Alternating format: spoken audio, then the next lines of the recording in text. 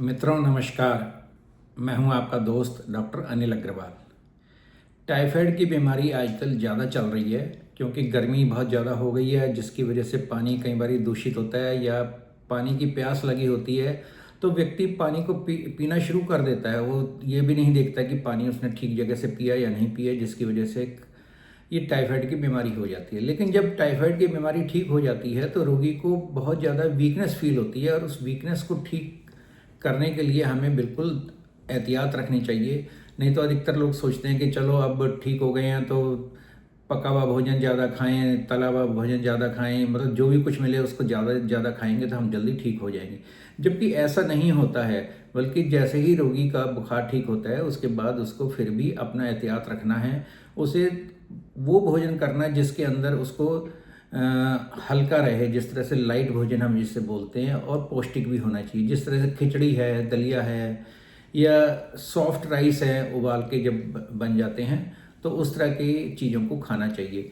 और सब्जियों में जैसे आलू है, लौकी है, गाजर है और दूसरी सब्जियां जो हल्की होती हैं, टिंडा है, तोरी है, इस तरह की चीज़ों का सेवन अधिक करना चाहिए। हाँ, व्यक्ति को अगर दही सूट करती है तो वो कर्ड और छाछ भी ले सकता है।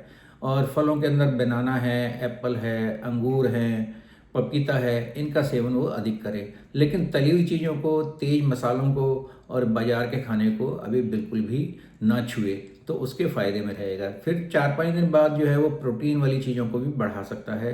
जिस तरह से दालें हैं, पनीर ही है, और जो लोग नॉनवेज खाते हो तो उनके लिए बॉयल्ड एग ठीक है। मेरा मतलब नॉनवेज नहीं खाने से है, बल्कि एग से ही है। अगर कोई व्यक्ति खाता हो तो उसका भी सेवन कर सकता है। और अपने आप को वो ज़्यादा पानी पिए, थोड़ी थोड़ी देर पानी पीता रहे, जिससे उसकी पूरी बॉडी हाइड्रेटेड रहेगी।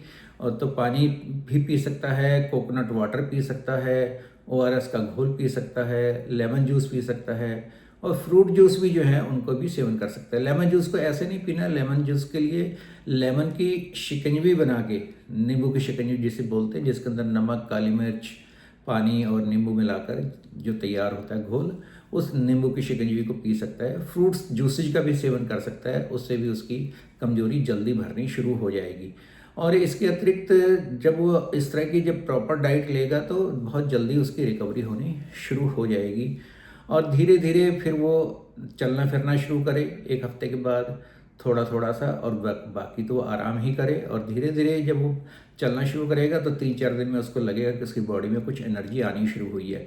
तो उसके बाद फिर वो योगा भी ऐड कर ले उसके अंदर, और बाकी समय में आराम करे। फिर इस तरह से 1 हफ्ते में या 10 दिन के अंदर जो है उसको लगेगा कि अब मेरी रिकवरी पूरी हो गई है, मेरे को अब कोई कमजोरी महसूस नहीं हो रही है, तो फिर उसके बाद वो अपने काम पर जाना शुरू कर दे। हाँ, एक चीज़ का और भी ध्यान रखना है कि बुखार ठीक होने के बाद भी अपने डॉक्टर की सलाह से दवा का कोर्स पूरा करना है। अगर वो दवा का कोर्स पूरा नहीं करेगा तो दोबारा से बुखार होने के इसके चांस होते हैं, क्योंकि बुखार उतरने का मतलब इन्फेक्शन ख़त्म नहीं होता है। इन्फेक्शन ख़त्म होने के बाद ही बुखार पूरा ठीक माना जाता है, जो कि आपको सिर्फ डॉक्टर ही बता पाएगा।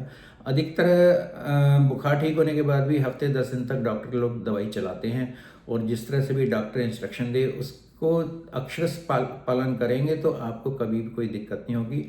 आप टाइफाइड के रोग से पूर्णतः मुक्त हो जाएंगे और दोबारा से अपने को हेल्दी महसूस करेंगे, और पूरी तरह से जिस तरह से पहले आप एक हेल्दी आदमी थे, बिल्कुल उसी तरह से दोबारा से अपने काम पर लौट सकेंगे। धन्यवाद दोस्तों।